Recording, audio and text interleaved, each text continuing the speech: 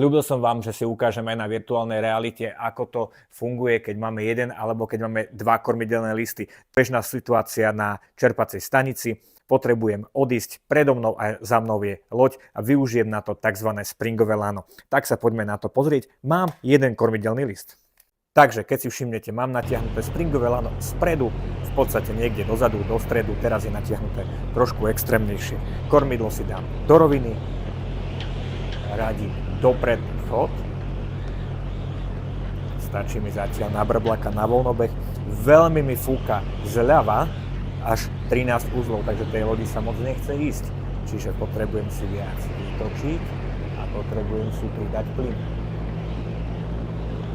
A už mi tá loď sama postupne od toho móla odchádza. Napriek tomu, že z tej strany mi fúka silný vietor v sile 13 uzlov. Aj tak to dokážem pretlačiť, ešte si viac vytočím, ešte si viacej pridám.